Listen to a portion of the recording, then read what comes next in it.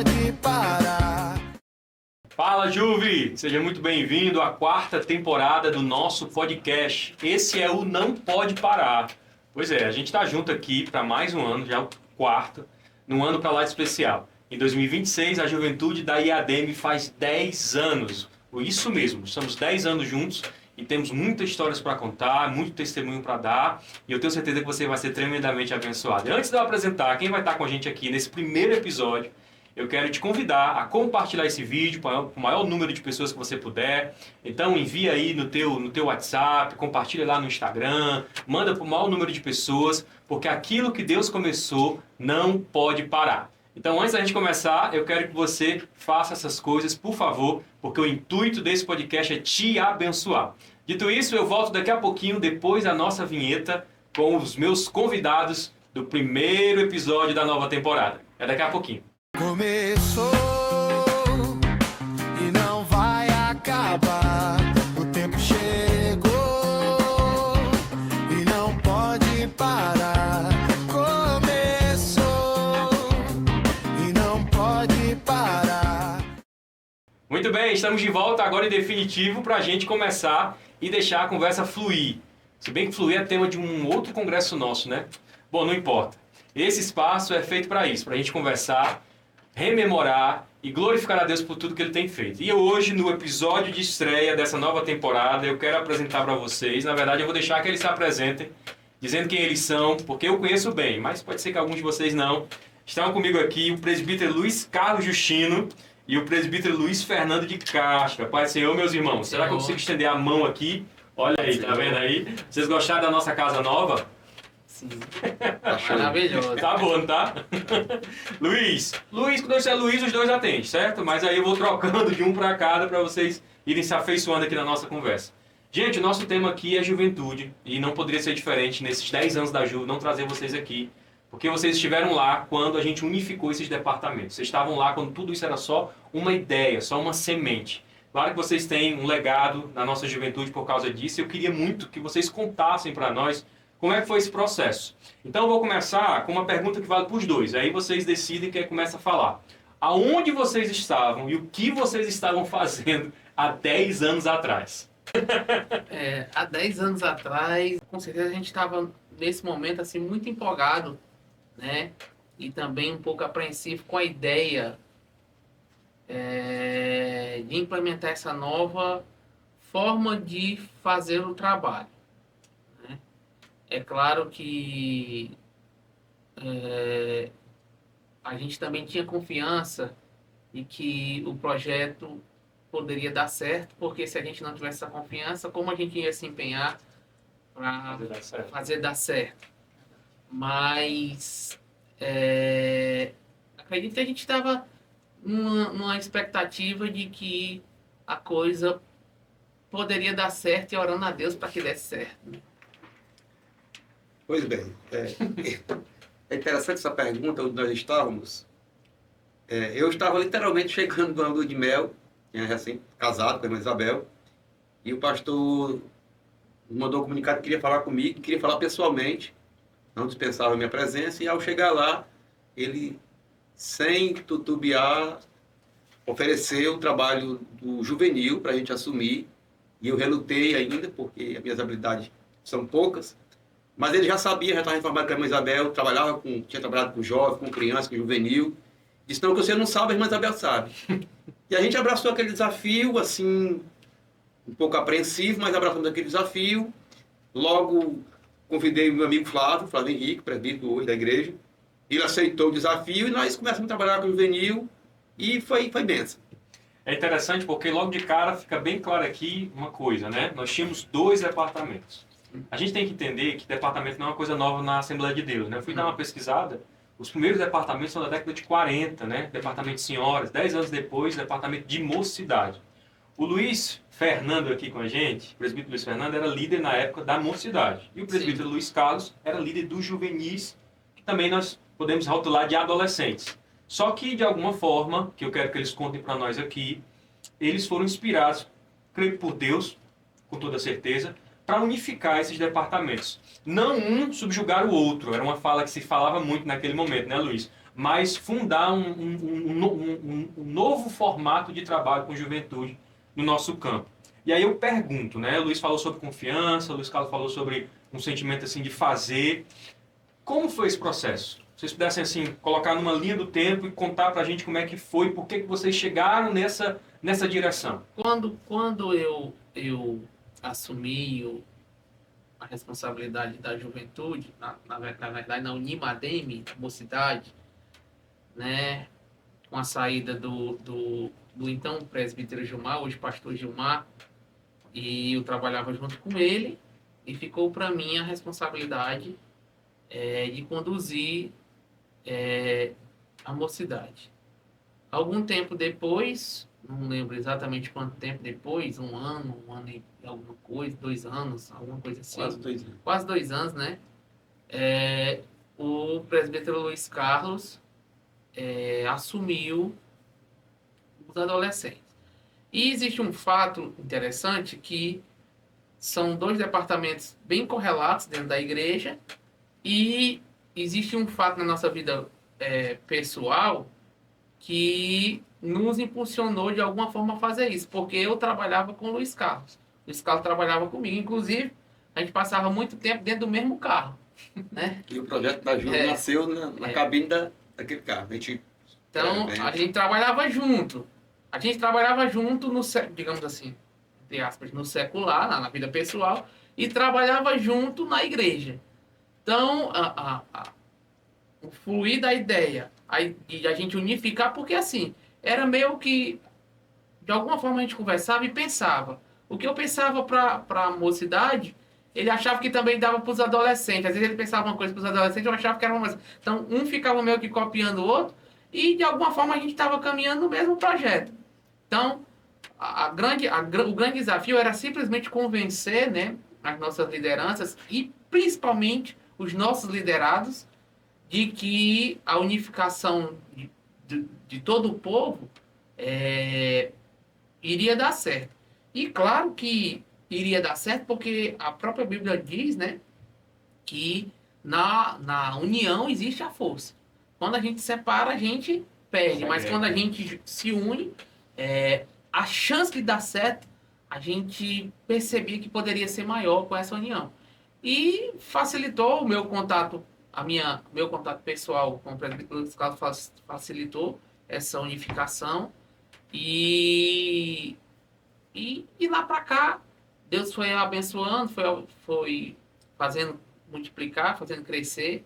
Né? Nós acredito que a gente tinha uma boa situação de sinergia, porque a gente construiu as ideias para os nossos respectivos departamentos juntos, ele para o dele e eu para o meu, no mesmo lugar, praticamente nos mesmos horários, trocando figurinhas. Então, de alguma forma, o projeto, eu acho que de alguma forma a culpa do projeto é daquela Montana, né?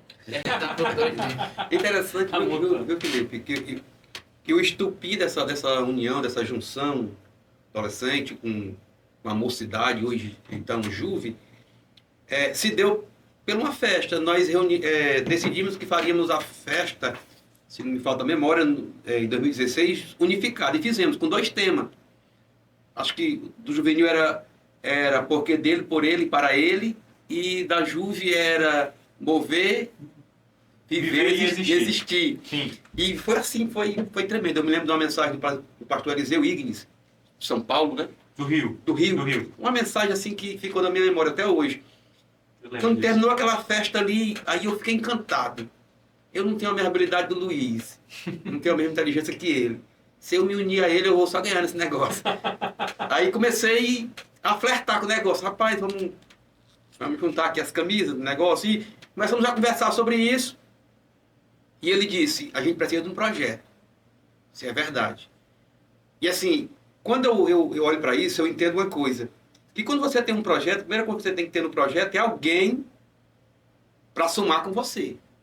Né? E eu pensei, eu tinha sido da congregação, tinha dirigido a congregação 9 anos e 6 meses, e sabia da necessidade que tem lá. Eu não sabia da necessidade por alguém me falar, eu sabia porque eu vivi lá. Sim. Né? E disse assim, eu posso ajudar nisso aqui, eu vou Se nós temos um projeto, nós precisamos de cooperadores para esse projeto. Então nós vamos auxiliar as lideranças das congregações e exigir deles, ou pelo menos cobrar deles o auxílio. Então essa união, trazendo a força do pessoal da congregação para nós e também ajudando eles, é claro, assim, foi a fome com a vontade de comer, deu muito certo, né? E nesse inteirinho o Luiz já estava fortalecido na Juve, eu estava engateando no juvenil, estava começando, era o primeiro ano. O Luiz já tinha os pés no chão, né? Já tinha feito outras festas. Mas assim, quando a gente conseguiu trazer o time da congregação para o nosso lado, formando coordenador de setor, coordenador de área, né? Dando uma importância para o líder lá da congregação, fazendo ele entender que essa roda não gira se ele não entrar nesse projeto. Quando a gente conseguiu fazer isso, chegou uma hora que a engrenagem ficou funcionando, né? E a gente ficou, assim, claro que nunca dá só para olhar, mas ficou assistindo boa parte, ficando maravilhado pelo que Deus faz através da união, né? Mas assim, a gente deve hoje aqui, né? Deve a essas pessoas, esses líderes, essas mulheres, muitos deles no caso casal, que presbítero. Tinha alguns companheiros que sabiam que eu tinha dirigido, achavam que eu estava me rebaixando, porque eu estava agora cooperando com a Juve. Enquanto alguns pensavam que isso era um rebaixamento, eu estava vendo isso como o topo, porque eu estava cooperando na obra de Deus, e tem coisa melhor do que cooperar na obra de Deus, né? E fazendo história. Fazendo história. Uma outra coisa interessante. E nós que somos, no caso, que éramos liderança de Juve, nós não era liderança da juventude sim, mas dos líderes, né? Então a gente tentava trabalhar com esse povo, foi quando dentro do projeto a gente plantou os líderes da juventude literalmente, e nós como liderança das lideranças. E aí, vocês já sabem, a maioria sabe. Ou seja, foi uma visão de campo, né? Se estabeleceu uma visão de campo numa faixa etária que vai hoje dos 12 até o casamento, vamos colocar assim, né? Vamos colocar assim, né? Até o coroa gospel, nós vamos falar disso agora. E aí, gente, o que acontece? É uma faixa etária muito grande, é uma faixa etária bem significativa. E já se passaram 10 anos, né? Vocês estiveram à frente desse departamento juntos durante um bom período. Inclusive eu estive com vocês, né, nessa jornada toda. Eu passei 6 anos, o Luiz estive 8, né? O Luiz passou 8. Não, eu passei 11 e eu fui 12 Com anos. tudo, né? Tudo. Exato. E aí eu quero perguntar a vocês o seguinte, né? 26 é o ano, 10 anos de juventude. O que mudou? E o que está igual? Assim, será que mudou a forma de liderar? Ou tem coisa que nunca muda? Assim, qual é o desafio hoje de se liderar jovem? Vocês não atuando diretamente, mas supervisores de congregação com líderes de jovem, né, na igreja de vocês. O que vocês veem dessa forma? Assim, eu acho que a gente está vivendo o final de um ciclo, né, em que liderar a juventude hoje ainda é parecido com o tempo que a gente começou. Por que ainda é parecido? Porque hoje a grande diferença está nas redes sociais, né? Na força das redes sociais. Que nós tentamos trabalhar desde o início, mas há 10 anos atrás não tinha essa capilaridade, né? E isso também contribuiu com algo interessante. Por quê? Porque essa difusão das redes sociais permitiu que essas faixas etárias elas se aproximassem, né? O que normalmente um adolescente de 14 anos consome não é muito diferente do que um adulto, um jovem de 19, do que um adulto de 22, 24 anos, né? Não é muito diferente, né? Então, isso acaba aproximando e de alguma forma contribuiu para que houvesse essa unidade, digamos assim, de todo esse público-alvo, né, de todos esses participantes e membros do departamento, que permitiu que o projeto ele pudesse alcançar o maior número de pessoas possíveis, né? Se nós tivéssemos que trabalhar um projeto com uma gama muito diferente de atuações, isso ia deixar o projeto cada vez mais pesado, né? E uma coisa interessante sobre esse projeto da Juve é que eu sempre dizia para o Luiz Carlos é o seguinte: nós precisamos fazer algo simples, algo que possa ser entendido por todos, Mas que né? funcione, né? Mas que funcione, porque dentro da igreja funciona muito mais o qualitativo do que o quantitativo. Se você faz algo, mesmo simples, mas que funciona, as pessoas veem o resultado. Não adianta você Pegar número e é isso. vislumbrar algo muito É. difícil de fazer, como às vezes eu vejo alguns líderes, algumas lideranças dentro da igreja, eles trazem projetos tão mirabolantes, tão difíceis, e a gente sabe que aquilo ali não vai surtir efeito porque as pessoas não vão conseguir, né, abraçar a visão. Então, eu me lembro que quando a gente montou o projeto, a gente montou o projeto e montou, né, digamos assim, os melhoramentos do projeto. Quer dizer, a gente já montou um projeto para ser melhorado. E os melhoramentos já programados. Por quê? Porque se a gente montasse de uma forma totalmente, digamos Direta, assim, né? direta, completa, dificultaria o entendimento, principalmente de algo que é novo. Hoje é muito fácil chegar e falar a respeito do projeto da Juve, de seus melhoramentos, suas evoluções, é muito fácil. Mas você implantar isso, né? Então veio na nossa mente, acredito que com certeza inspirado pelo Senhor, de montar um projeto simples, já com os melhoramentos programados, né? Ano a ano, semestre a semestre, trimestre a trimestre. E colaborativo, de certa forma, né, Luiz? E trazendo as pessoas, confiando que essa simplicidade ia trazer primeiros resultados rápidos. E esses primeiros resultados rápidos ia convencendo as pessoas de que poderia dar certo. E aí, à medida que você vai tendo mais pessoas convencidas de que pode dar certo, a coisa vai fortalecendo e os verdadeiros resultados que você espera vão acabar chegando. Então, essa foi a ideia que a gente trabalhou, né? E às vezes o Luiz Carlos, mas vamos fazer assim. Não, Luiz Carlos, vamos mais devagar, pra frente. vamos segurar um pouquinho. Isso aqui é quando a gente for melhorar assim, a gente vai melhorar assim, mas já está pensado que a gente vai melhorar. Só que a gente precisa primeiro fazer essa primeira parte simples. E a gente foi trabalhando assim. Tive a felicidade em termos humanos, porque agora eu falando em termos humanos, claro que Deus abençoou e o Espírito Santo operou e tudo é fruto da operação de Deus na nossa vida, mas em termos humanos, tive a felicidade de ter o Luiz Carlos como companheiro nessa jornada, né? Uma ideia, né? E depois outras pessoas foram sendo agregadas com experiência, como o Ené, irmão Marcelo, O próprio Flávio Henrique, que está Flávio, que hoje é o nosso líder geral da Juve, né? O Felipe. O próprio presbítero Gilmar na época e hoje pastor Gilmar, que de alguma forma nos incentivou com algumas ideias, e muitas outras pessoas que estiveram conosco, o presbítero Glauber, o presbítero Felipe, que está aqui falando conosco, e muitas outras pessoas que vieram agregando, né?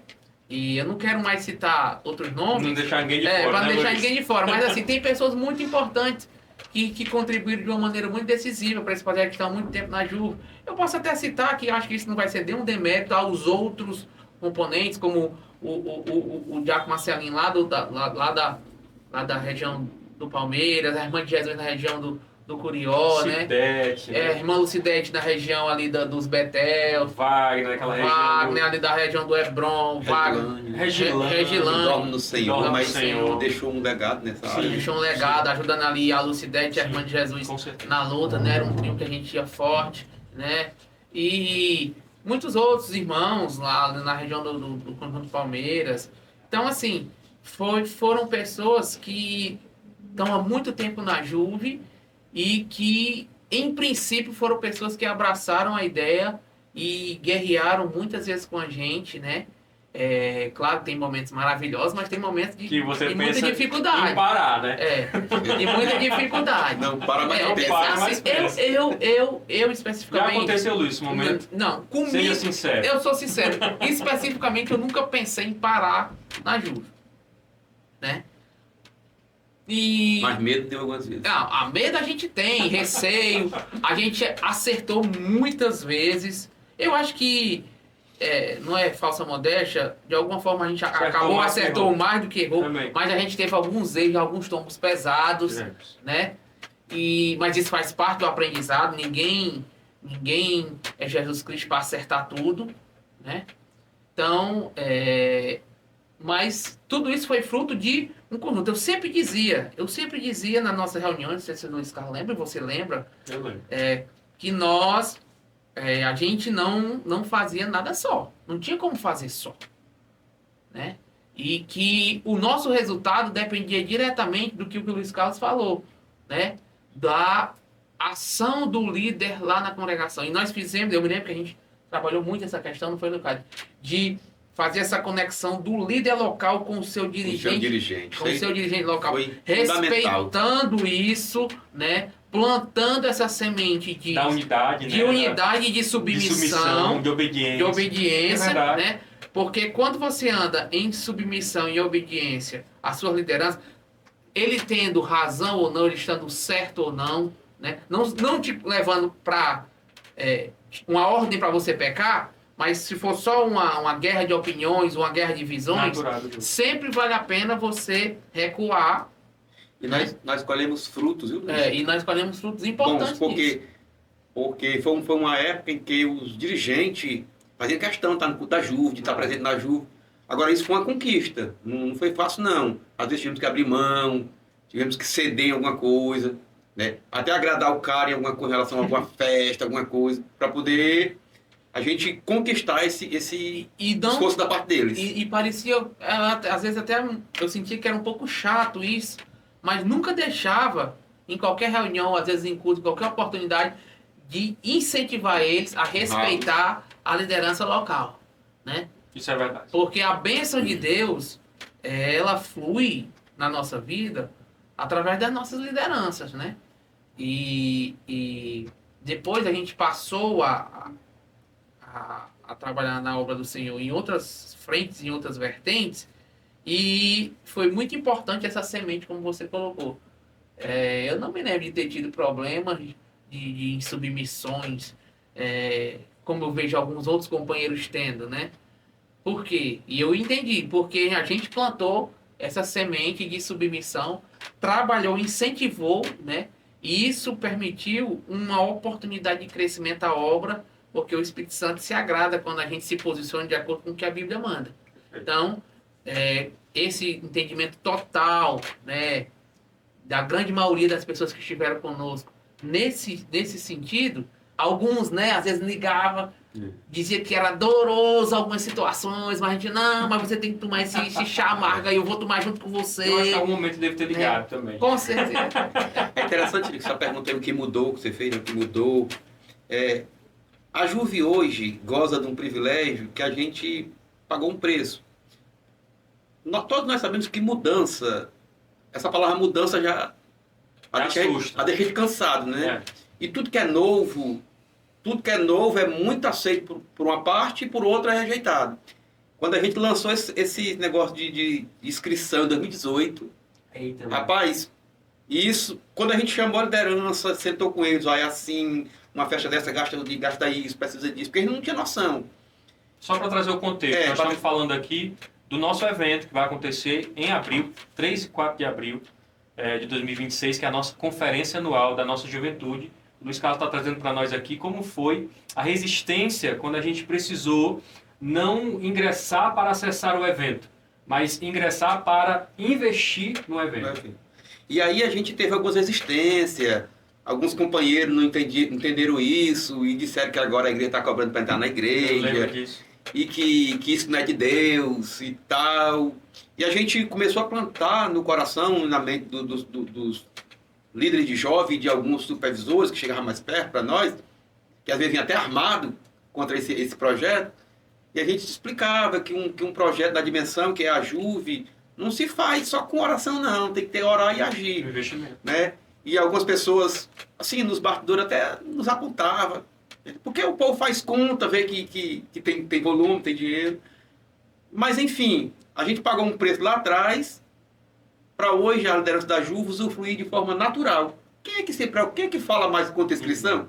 É uma coisa natural hoje, todo mundo contribui, sabe das benesses que traz a contribuição. E Luiz Carlos, até a coisa do próprio jovem se interessar pelo evento. Lembra que a gente fazia, Luiz? Campanhas gigantescas para a galera chegar junto, comprar o kit, né? Hoje a gente... do marketing, a gente trabalhava com uma crescente hype, né? Ia fase a fase e tal. Eu até precisei estudar essas coisas porque quando eu ia discutir com as pessoas, né? Viu, a gente fazia um... E hoje, tipo assim, aí rápido, hoje a gente lança o evento sem ninguém saber quem vem. As pessoas querem estar nesse momento de unidade do nosso departamento. A ideia foi comprada já, né? Exatamente. Eu lembro de um caso de uma mãe, de uma congregação que eu tinha dirigido, que ela chegou um pouco indignada, porque estava cobrando, que o negócio era aquele e tal. E eu quero que a gente diga para a senhora, eu vou pagar a sua inscrição e a da sua filha. Mas eu só pago com condição, se você me garantir que você vai. E aí eu paguei, vocês nem sabem dessa história. A inscrição dela e a inscrição do rapaz dela, do adolescente. Eles foram. Hoje eles são assíduos e quando terminou ela em pranto, chorando, disse, pastor, não tem dinheiro que pague esse momento aqui que eu vi o meu filho caindo na frente de Deus, chorando. A alegria que eu senti aqui, se eu tivesse agora que dar o meu salário do mês, eu daria. Tá vendo? Então, porque assim, quando a pessoa não conhece... Não é sobre dinheiro. Exatamente, não é sobre dinheiro, sobre contribuição. É sobre o que você vai receber, que não tem como você pagar com uma oferta que você dá ali para um projeto como o projeto da Juve, das inscrições, que não tem mais tanta perseguição, mas lá no passado nós fomos um pouco, né, apontados e tudo, mas e é interessante, Deus deu graça e deu tudo certo. É interessante isso aí que o presidente Luiz Carlos apontou, porque eu sempre falava nas minhas reuniões, né, não sei se o Luiz Carlos lembra, tinha umas frases meio que decoradas, não era decorada, era que vinha que nós precisávamos fazer a nossa parte, até onde a nossa mão alcançasse, para que o Espírito Santo pudesse fazer a deles. Então, quando a gente fazia esses eventos com a Juve, eu particularmente, eu levava até o meu limite, se fosse financeiro, físico, espiritual, mental, engraçado, né? Isso a gente sabe. Ia por limite mesmo, coisa assim, e o resultado sempre vinha. Não por merecimento nosso, mas porque a gente se colocava numa condição de quê? De fazer tudo que a gente pudesse fazer pela obra, e quando a gente não pudesse mais fazer, vinha o Espírito Santo e fazia. Se a gente tivesse algo para reservado para nós e não entregasse tudo, o Espírito Santo não se sentiria livre para fazer aquilo que só ele faz. E aí, o que é que acontece? Em cima disso, eu quero fazer uma pergunta para encerrar esse bloco sobre a história, né? E entrar num próximo bloco aqui de uns temas mais... Olha, você que está com a gente aqui, vocês vão ver esses homens como vocês nunca viram, viu? Então fiquem aqui com a gente. Mas eu quero perguntar, Luizes, vocês resistiram, né? Vocês confiaram, vocês foram até o fim, até o momento em que realmente Deus os direcionou para obras maiores, diferentes do que é liderar a juventude. Qual foi o segredo e principalmente, né, qual é o conselho, a dica que vocês dão para o líder não parar? O líder agora que está assistindo esse nosso podcast e está aprendendo um pouco da nossa história e vendo que a coisa foi difícil. Rapaz, o conselho aí é muito simples, é o conselho de Paulo, né? 1 Coríntios 15, 58, né? O nosso trabalho não é vão. Porque assim, se eu faço por vaidade, quando eu for confrontado, eu vou desistir. Se eu faço para promover o meu nome, vai chegar uma hora que eu vou ver que não vale a pena.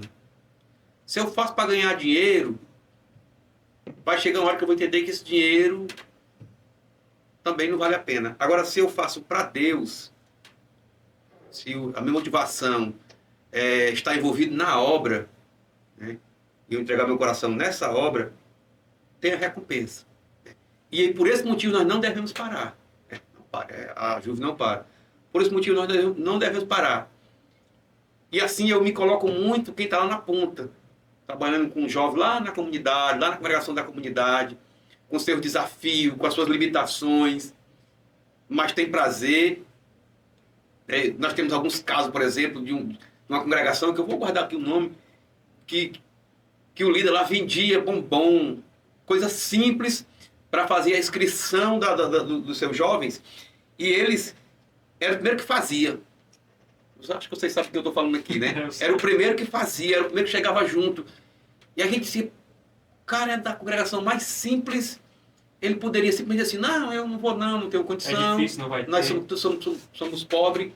Mas não é sobre pobreza, é sobre você estar motivado e saber a quem você serve. Quando você sabe quem você serve e você quer fazer, aí, meu amigo, nós dizemos como disse Davi, você vem a mim com lança, com espada, eu vou a ti aí no nome do Senhor dos Exércitos e vai pra frente. vai cantar lá na frente. Complementa, Luiz, alguma coisa ou não? Você não parar, o que resume isso que o Luiz Carlos falou, é algo que eu sempre trouxe no meu coração, é que aquela alegria na alma de você ver Deus operando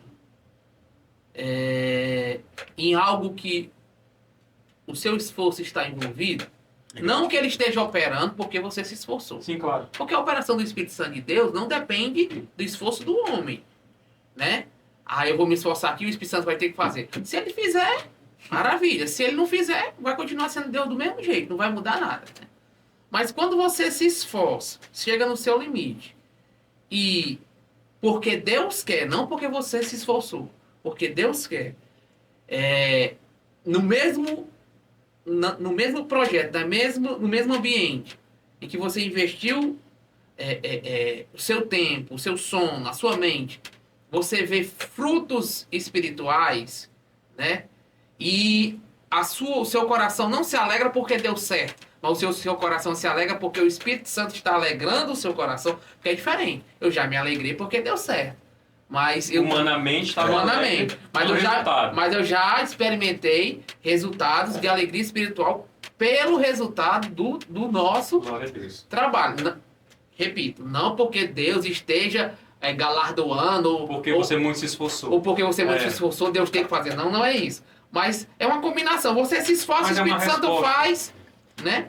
Você se esforça, o Espírito Santo faz, e como resultado disso, você tem uma alegria não de porque deu certo, mas uma alegria espiritual.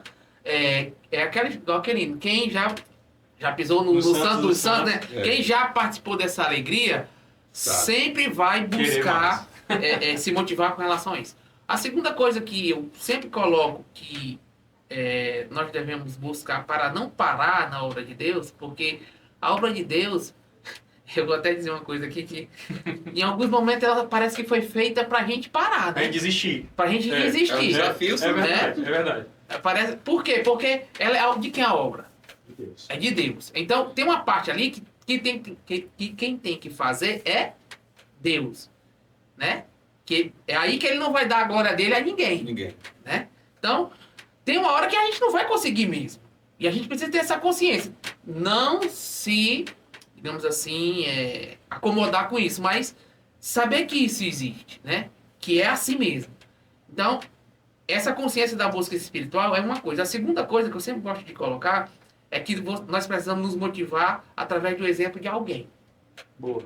Uma referência. E tem referência ainda, apesar do mundo que vivemos hoje, tem sim. E eu tive a bênção, né, de ter uma grande referência dentro da minha casa, que foi a minha mãe. Com um projeto, se eu não estou enganado, não sei se é desde... Não sei se acho que é de 85, 86, que a minha mãe é líder de senhoras. Ouvido no departamento de senhora, direto, né? 40 anos, mais ou menos, Para né? contextualizar, tem um podcast inteiro com a irmã Socorro de Maria, a mãe do Luiz Fernando, e ela conta as histórias todas, os desafios dela à frente do trabalho das irmãs, está aqui no nosso canal. Que na linguagem humana, é um case de sucesso. Case, com toda certeza. Só que ela a gente conversava, e ela uma vez me falou isso, que ela passou 7 anos Para fazer rodar. com o projeto inicial dela. Ela tentava implantar, batia e voltava. Não dava certo, mas ela não desistiu. Né? É sobre isso. Ela não às vezes, desistiu. Em um ano você já quer desistir, né? Quer entregar, né? Então, assim, ela passou 7 anos. Meu Deus. Se tem alguém aí da Unisadem, né, ouvindo esse podcast, saiba que isso que dá certo hoje não foi construído do dia para a noite, não. Houve talvez uma resistência muito maior do que o que a gente enfrentou. Com certeza. Não, nós Né? Era uma outra época. Era uma outra época. Então, ela ela nem era da liderança da igreja, digamos como ela é hoje, né? Esposa do pastor, Uhum. mas Sim, ainda tinha essa questão. mas ela não desistiu, ela foi, porque alguém pode dizer, ah, mas é muito fácil, porque a esposa do pastor tem que... Não.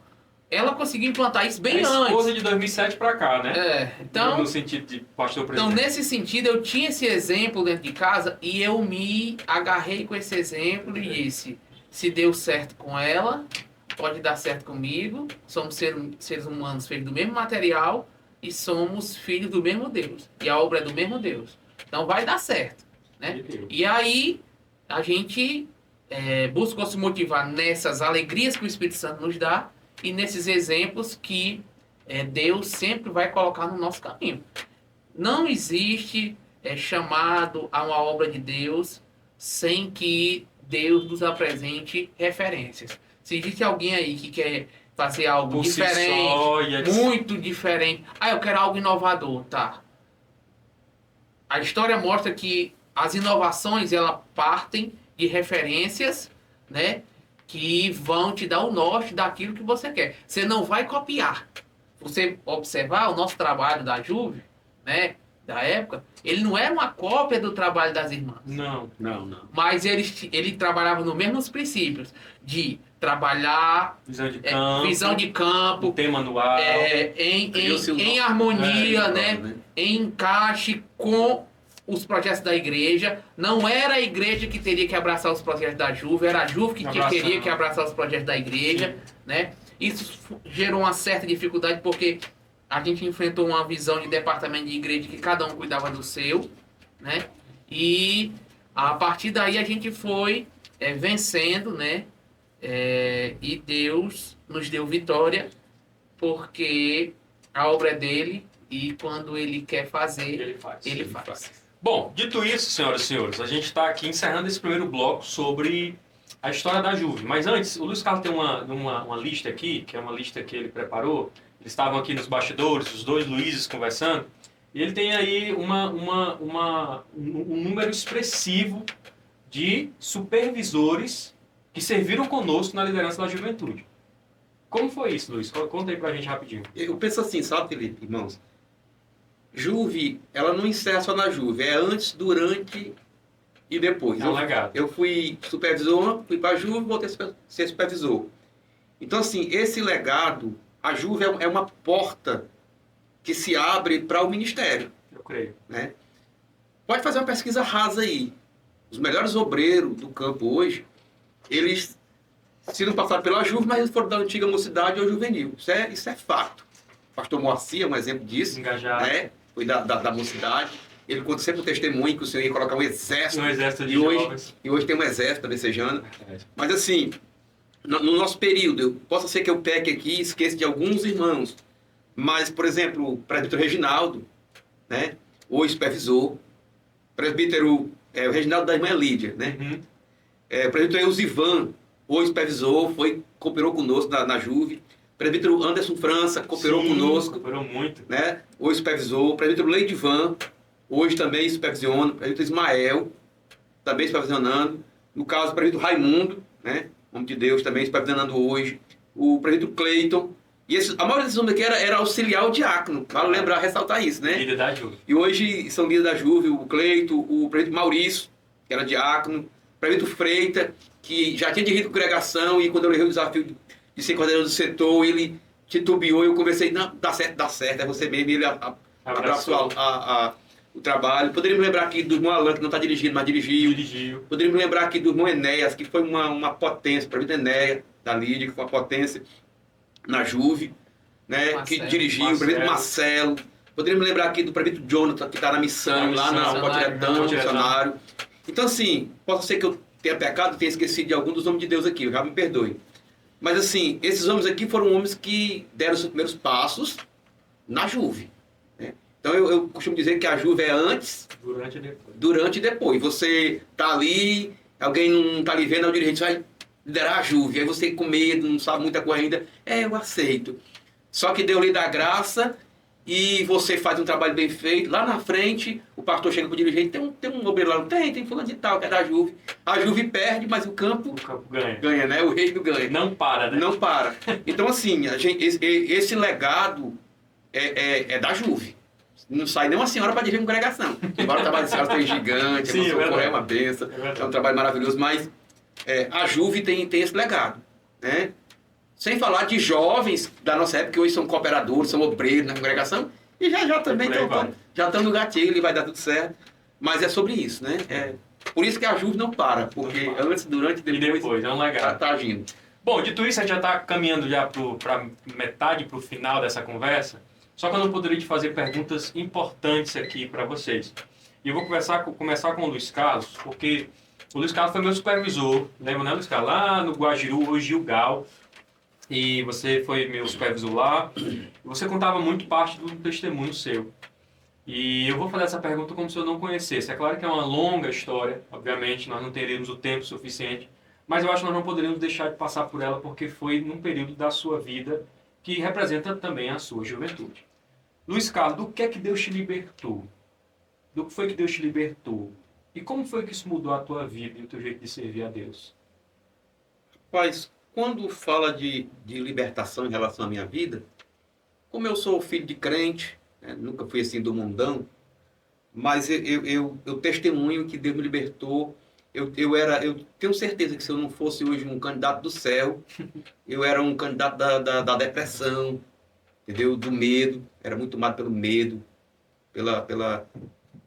pelo pavor, mas muito mesmo. E eu lembro, eu conto muito na pregação, que naquela época alguém dizia assim, coloca uma faca debaixo da cama, debaixo da rede, e a gente na ânsia de querer se libertar disso, achando que isso resolvia o problema, nunca resolveu o problema. E o que era dos caras? Tipo era opressão? Tipo uma opressão.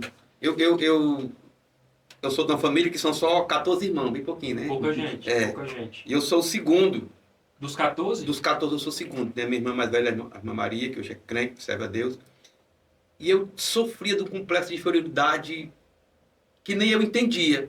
Eu achava que, sei lá, meus pais só amavam os outros três. E eu não, entendeu? Pode exercer, porque era muita gente falando.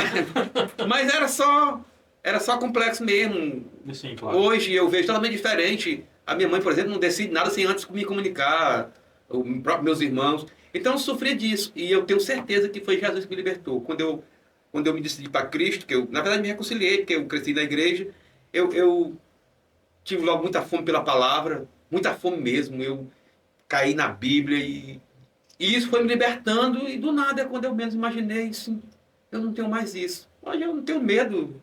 O que é que eu tenho medo nessa vida? Depois de experimentar, ter passado tudo agora na vida, não tenho medo de nada.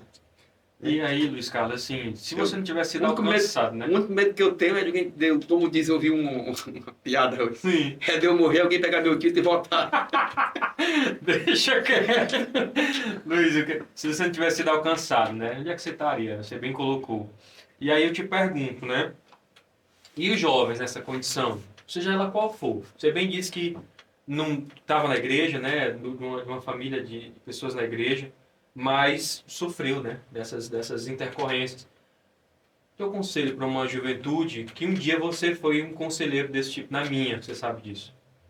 O que é que fica desse processo todo? Rapaz, o conselho que eu deixo aqui para os jovens é o seguinte: a juventude, embora alguém pregue que é mil maravilhas, é a fase mais difícil da vida. É difícil. E não é depois de casado, não, quando tem filho, não. Você já está se estabilizando, já está montando tijolo, já tem uma sombra. Já tem fundamento. Já tem fundamento, entendeu? Já o jovem, não. A inexperiência, a ansiedade, a pressa. Né? Eu estou falando com uma pessoa aqui que muitas vezes nós sentávamos... O papo era esse. Felipe, calma, vai dar certo, né? Assim. Né? Muitas vezes, Felipe, tu vai já namorada, vai dar certo, tem paciência. Então, assim, o jovem sofre disso. Será que eu vou casar? Com quem que eu vou casar? Será que eu vou conseguir um emprego? Será que eu vou me formar? Então, o jovem sofre isso. Não é à toa que os que não acontece logo isso com eles, em algum momento, eles evadem da igreja. Hoje a igreja sofre isso aí. O adolescente está ali, nos pés de Jesus. Eu quero, no Salmo 40. Esperei que passasse no Senhor. Se não acontece, se não, ele... não acontece, né? Ele vai para o Salmo 70. Apressa-te, ó Deus. E ele fica naquela pressa. E isso tem sido um problema. E o nosso conselho para o jovem é: persevere. Deixa eu colocar um ponto aqui, já vou passar para o Luiz uma pergunta que eu tenho para fazer. Mas, Luiz, eu lembro que uma vez a gente conversou e eu estava falando assim, mas porque o jovem não é crente, aquela coisa toda. Às vezes você é capturado por esses pensamentos. E você me disse uma coisa que eu nunca me esqueci. Você falou assim, Felipe, você tem que deixar de ser besta. Porque você tem que saber de uma coisa. Se o jovem hoje é crente, ele é mais crente do que no passado. Tu lembra disso? Lembro. Por que tu me deu essa resposta? Porque eu penso assim, alguns jovens do passado, alguns, é claro, todos, sempre tem as exceções, eles não pecavam porque não tinham oportunidade. Eu lembro disso. O pai não deixava a moça andar com o rapaz no carro. Aliás, não tinha nem carro. Não deixava porque não tinha carro, né? Na bicicleta ou em algum canto hoje. Então esses jovens, eles não pecavam porque não tinham oportunidade. Os jovens que são tementes a Deus, que servem a Deus, eles têm oportunidade, mas eles são Daniel. Eu não vou me contaminar. Eu vou me conservar puro. Então eles acabam sendo mais crentes, porque eles são crentes mesmo, com toda a oportunidade para não ser crente. E aqui eu tiro o chapéu para os jovens crentes de hoje. Tiro o chapéu, louvo a Deus pela vida dos mesmos, porque eles têm a oportunidade de ceder, mas eles não cedem. Daniel e outras pessoas na Bíblia. E isso faz toda a diferença. Porque não pecar porque não tem oportunidade, no primeiro passo você desliza, concorda? Concordo. Mas quando você tem a oportunidade, está batendo na porta e você diz um não, Deus está contemplando isso do céu e não tem outra. Não tem outra. Deus vai abençoar e a vai chegar. Você é um exemplo. Recebe essa palavra, né? João. Você é um exemplo. Eu conheço outros exemplos no campo que perseveraram, esperaram no tempo de Deus. Eu tenho certeza que não foi fácil. Não foi fácil. Mas Deus tem honrado e você está aí, graças a Deus, terminou sua faculdade, trabalhando. Sim. E outros que a gente conhece que prosperaram. Que isso é prosperar. E foram e são abençoados. Então, o conselho para o jovem é: fique no seu lugar, esperando em Deus, mesmo que o seu eu diga assim, não dá para esperar mais não. Porque tem hora que o nosso eu quer mesmo assim... Tomar as rédeas, tomar né? as rédeas, né? Luiz Fernando, meu querido amigo, você... Eu vou puxar aqui uma sardinha grande, porque é meu amigo, a gente tem que fazer, né? Mas na música não tem outro. Que eu conheço, certo? Na música não tem outro. E eu te conheci servindo a Deus com muita diligência, com muito empenho na música. E aí um dia eu te tirei de trás das malhadas, né? Eu te tirei de trás das teclas e coloquei para ser príncipe no meio do meu povo. Então você foi uma liderança, como a gente bem colocou aqui. E eu vou te fazer a pergunta, Luiz, que eu acho que todo mundo te faz. Ou se não te faz, tem vontade de fazer. Como é ser líder sendo filho do pastor da igreja?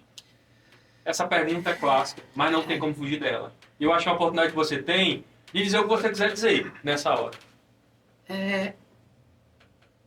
Ser líder sendo filho do pastor da igreja, alguém pode até... E é interessante isso, porque eu já até conversei muitas vezes isso com o Luiz Carlos. Né? E aqui eu remonto, né, eu retorno aos primeiros dias de Juve, né, nos primeiros desafios, em que Luiz Carlos tinha algumas ideias e eu concordava com as ideias. E ele disse, não. E ele jogava para mim falar com o pastor, né? Vai, fala lá. E eu dizia para ele, é mais difícil. Não é mais fácil. Filho, é mais fácil dizer não. Porque para um de casa, né? A conversa pode ser até mais rápida, mas o não também é mais fácil. Então, a gente ser líder, eu acho que aquilo que eu consegui fazer de bom, né, na liderança da Juve, veio muito de um lapso, não sei se talvez de Deus, acredito que de Deus, de enxergar o Moacir Paulo de Souza não como pai, mas como pastor, né? E se vocês verem vocês observarem hoje, em muitos lugares eu não chego e converso, pai, eu não chamo ele de pai. verdade. Eu chamo ele de quê? De pastor. Já de uma espécie de mindset, né? De uma programação mental que eu fiz, porque não seria o meu pai que iria me ajudar, seria o meu pastor. E se eu me colocasse, e eu precisava me colocar na condição de todas as outras pessoas. Certamente. Porque se eu me colocasse na condição de filho, de privilegiado, os nãos viriam mais fáceis. Né? As conversas seriam mais curtas. E as críticas de fora seriam mais intensas, né? E as críticas seriam mais intensas. Né? E, de alguma forma, eu estaria prejudicando o julgamento dele como pastor. Trazendo o julgamento dele para a condição de pai. E não para a condição de pastor. Ah, Luiz, assim, mas tu foi muito radical. É uma coisa... Foi a forma que eu encontrei, né? E se é mais fácil, se é mais difícil, aí é uma questão pessoal. Foi a forma que eu encontrei de caminhar durante todo esse tempo nessa liderança, né? Para vocês terem uma ideia, com a minha mãe, né, em algumas situações que ela tentava eu tive mais dificuldades, porque eu não tinha essa programação mental. Era mãe mesmo. Era mãe mesmo. Já com meu pai, não. Eu tinha essa programação mental. Eu via primeiro o pastor e depois eu via o pai, né? Então, assim, hoje eu vejo que isso me ajudou de uma maneira muito importante. Luiz Carlos depois percebeu isso, né? Percebeu isso. E algumas pessoas, né? Ele mesmo, algumas vezes eu vi ele me defendendo, rapaz, é mais difícil. Você como filho é mais difícil. É mais fácil você conseguir do que ele. Então, algumas coisas a gente foi... Não que o meu pai seja ruim para mim, de maneira nenhuma. Eu não tenho um pai mais maravilhoso, só no céu, né? Mas um pai mais maravilhoso do que ele. Mas esse desafio foi muito grande. E uma coisa também que eu coloquei no meu coração foi o seguinte.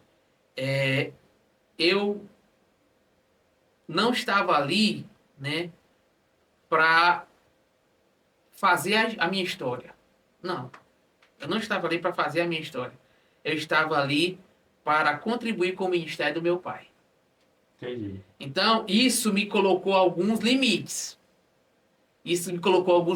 Por quê? Porque eu buscava absorver primeiro a visão dele. Isso é muito forte, viu, Luiz? Foi por isso que muita gente no início não entendia porque é que a Juve precisava se adaptar tanto à visão da igreja. Não era eu querendo agradar A, B, ou C, ou D, não.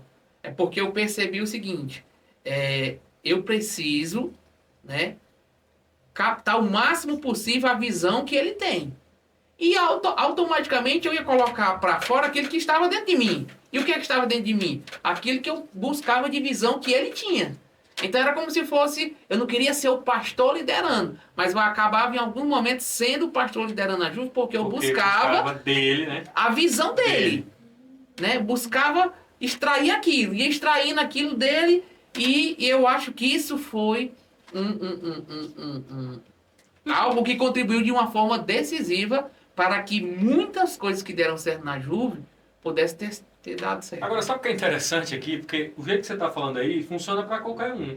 Se a pessoa quiser fazer assim. Sim. Não é porque eu sou filho. Pois é, exatamente. Eu acho que querer tirar proveito, né, Dessa posição, né? posição pode até trazer vantagem, mas são vantagens provisórias e passageiras. Entendeu?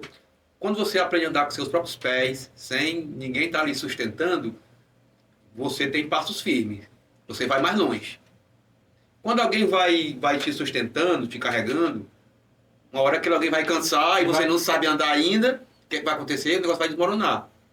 Então, assim, louvado seja Deus pela atitude do Luiz Fernando, e eu pude acompanhar isso algumas vezes, porque, por exemplo, só um exemplo aqui, quando foi para o Luiz ir para o diaconato, assim, se fosse para o pastor Moacir decidir, ele não iria. Entendeu? Ele não iria.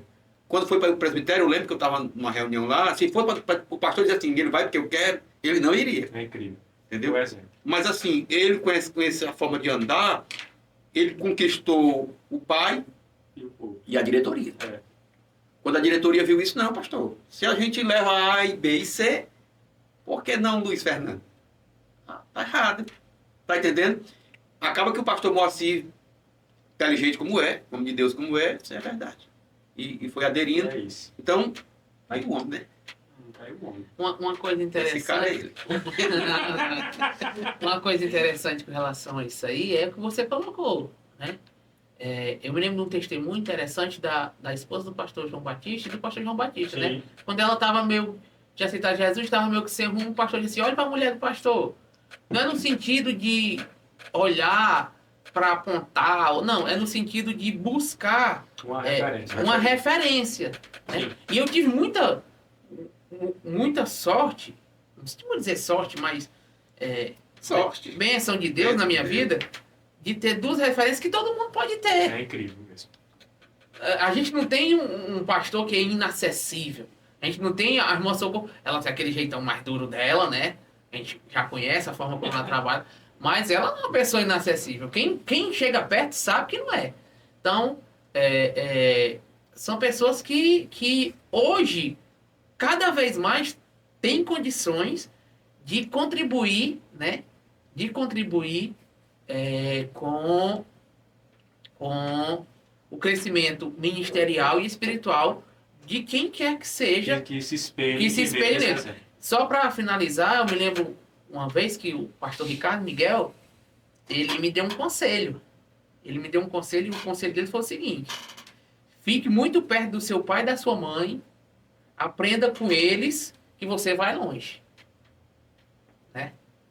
Então, aqui eu não estou querendo exaltar a pessoa humana do pastor Não é Moacir, isso. não é isso. Mas são pessoas que caminharam, que construíram com a ajuda do Senhor, sabem como Deus trabalha nas coisas, se colocaram na Venha mais posição. tempo na Ó, caminhada. uma coisa muito interessante, né? Uma coisa só para finalizar com relação a isso, eu tinha uma dificuldade de relacionamento com as pessoas muito grande, né? E E tinha. Pois é, eu não Tinha. imaginei que ele fosse falar disso. eu tinha uma dificuldade de relacionamento muito grande. Muito mais por uma questão de medo do que de me achar melhor do que os outros, né? E com o passar do tempo, eu vendo como o pastor chegava e falava com todo mundo, conversava com todo mundo, eu percebi que aquilo era um modelo a se seguir. Saudável. Era um modelo a se seguir, né? E aí, claro, tem muita gente que às vezes ainda acha que eu chegava num canto, do jeito que eu entrava, eu saía sem falar com ninguém, e não porque eu me achava melhor do que ninguém ali, não. É porque eu era muito voador, né? Quem estava perto de Não mim, estava sabe? online. Eu às vezes ainda desconecto, de vez em quando eu dou uma desconectada. Eu me lembro muito do Luiz Carlos também sendo o meu coach do Luiz nesse ponto. Nesse ponto. E eu fui vendo esse exemplo do pastor e fui trabalhando isso em mim. Mas por quê? Porque eu decidi olhar para o pastor, né, como exemplo.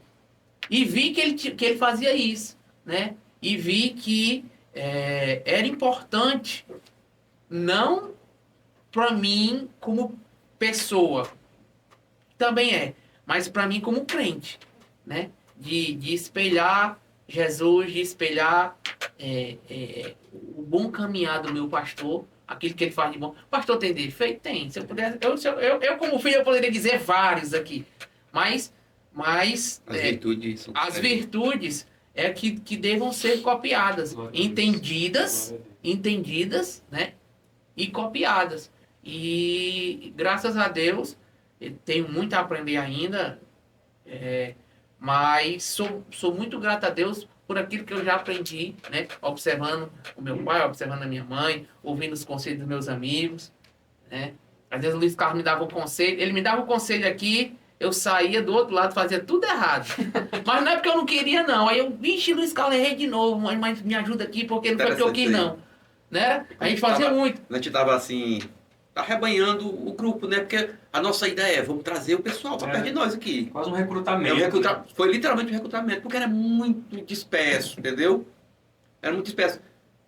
Algumas lideranças no passado da Juve geral, na época da cidade, não tinha nem muito contato com os líderes. Então era cada um Quase como se fossem igrejas diferentes. igreja né? diferente. Como se fosse uma Aí igreja a só. gente teve que trazer esse pessoal, e o Luiz testemunhando aqui da sua dificuldade de, assim, da comunicação, no visual.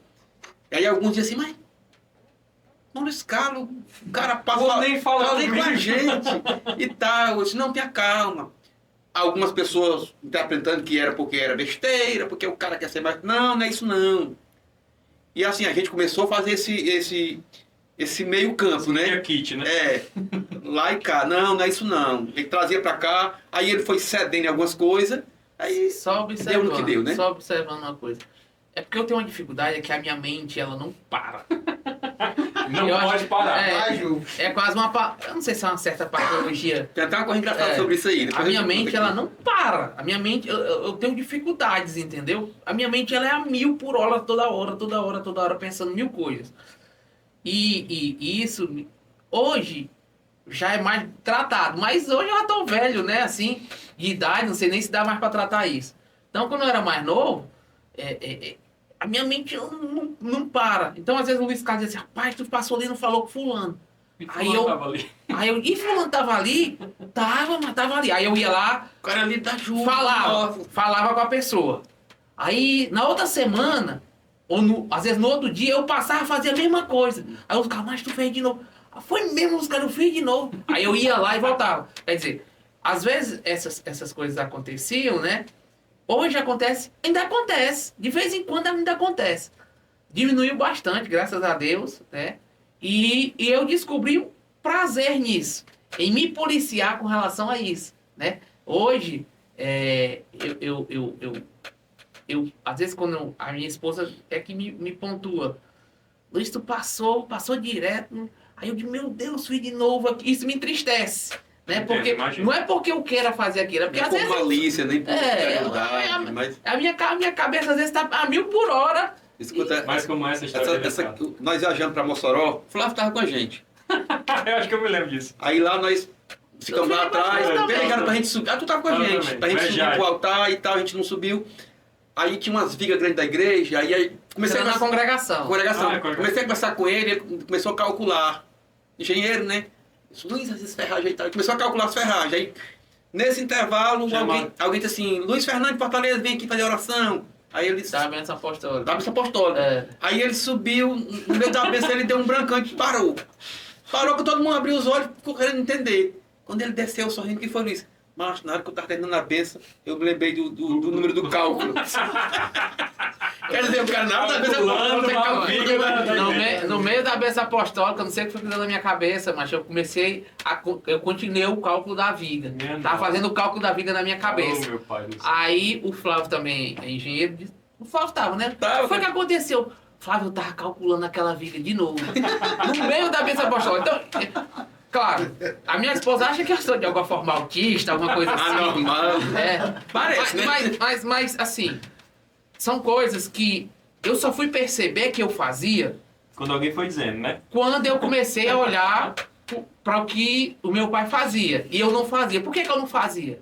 Aí eu comecei a compartilhar isso com o Luiz Carlos. Aí o Luiz Carlos começou a entender, né?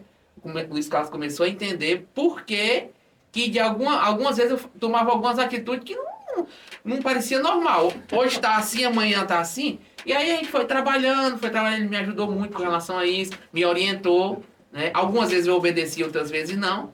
E você, que de alguma vez eu passei por você, viu?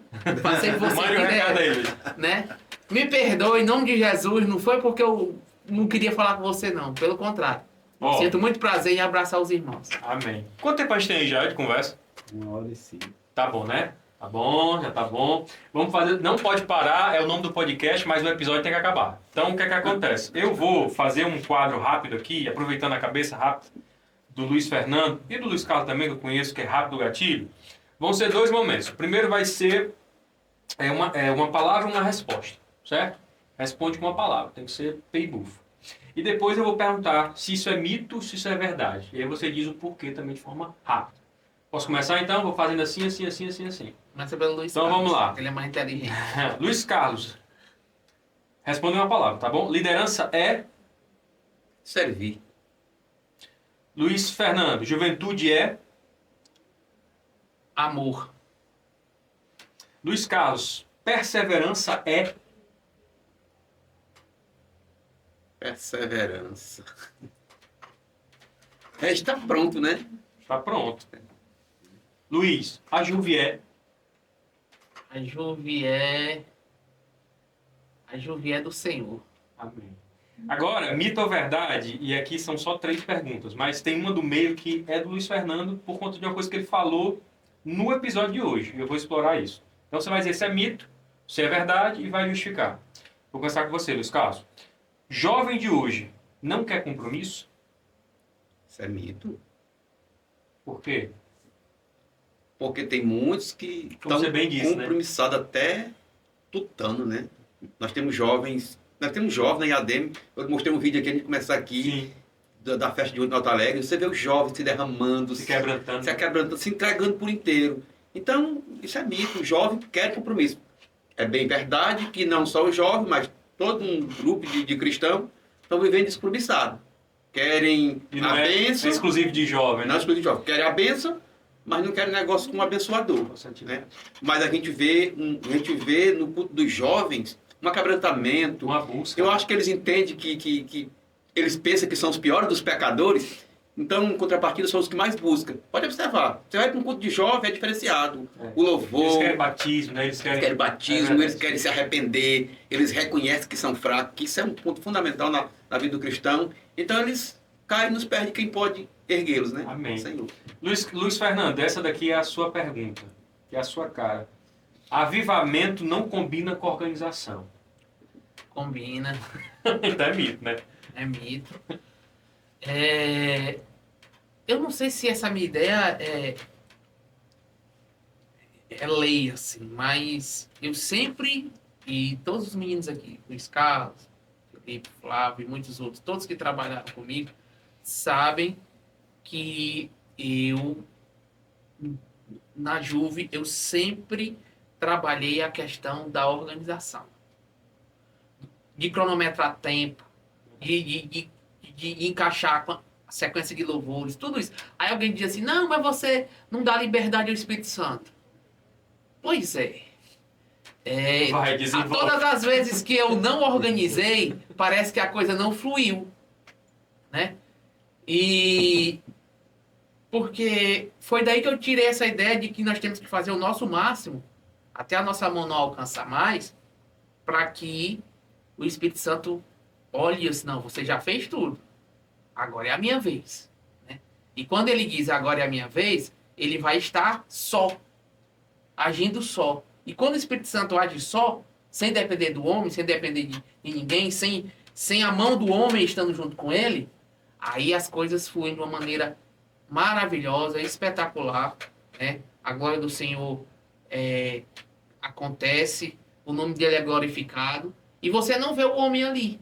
Você não vê, você só vê o Espírito Santo, a ação do Senhor, né? A mão de Deus agindo. Por quê? Porque tudo que o homem precisava fazer, ele já fez. Ele organizou, ele ajeitou. Elias mandou fazer o quê com o altar? Organizar, né? Abraão, lá atrás, organizou o quê? Pegou a lenha, jogou em cima? Não, organizou. Jesus né? fala de duas coisas interessantes. Sobre o rei, que prepara o exército para a guerra, e sobre o construtor que vê se o dinheiro está Faz o terminar a cálculo. obra, né? Exato. Isso é planos que a gente pode ter. É bem verdade que os planos vêm da boca do homem, né? Os planos vêm do homem, mas a resposta vem da boca do Senhor. Exato. Mas isso não está inibindo de um homem planejar, se preparar para... Até assim, até é interessante isso, porque não que a gente sempre trabalhou com folga na Juve, não, em algum momento a gente trabalhou no risco. Muitas vezes. Muitas vezes. Isso financeiro.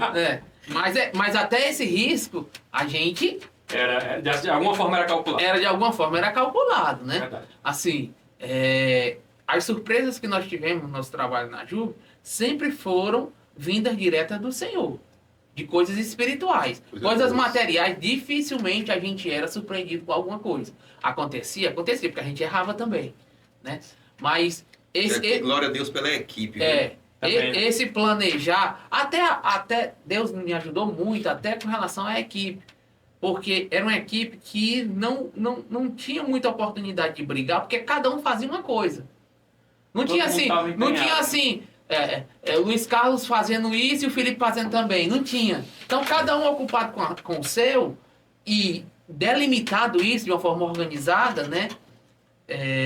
Fazia com que, na hora que a gente fosse se reunir para organizar, para cobrar, eu sabia, eu não podia cobrar o Felipe sobre o Luiz Carlos, não podia cobrar o Luiz Carlos sobre o Felipe, eu não podia cobrar a mim sobre aquilo que o Felipe precisava entregar, o Luiz Carlos, ou o Flávio, ou quem quer que seja, ou o Glauber, irmão Marcelo, irmão Enéas. Então, a gente fazia sempre essa divisão e procurava organizar até a oração, né, Felipe? A gente organizava do começo ao fim, minuto por minuto. A gente tem até hoje, que bastidor, tem um espelho do culto, que é uma coisa que a gente fazia lá na época de vocês, cara, bem direitinho, cronometrado o horário. Aprendi com o pastor, só que ele faz na cabeça. Faz na cabeça. Eu faço no papel. Sem falar, Felipe, que eu passei 9 anos e 6 meses dirigindo congregação antes da Juve, e eu não terminava uma festa no horário. Aí chego na Juve e vejo o Luiz cronometrando Um até minuto, assim. o Luiz não dá uma oportunidade para o cara cantar 3 louvor. É 20 minutos. Se ele vai cantar 1 ou 10, é 20 minutos. O tempo dele é esse. E assim, para mim foi muito rico isso, porque hoje eu levo para a congregação, levo bem redondinho o negócio. E eu sou de uma época, Luiz Carlos, não vou nem esticar a conversa, mas eu sou de uma época que tinha culto que só tinha começo. Parecia que numa hora... 9h30, E outra, não tinha cronograma, era uma coisa que ia, né? Enfim.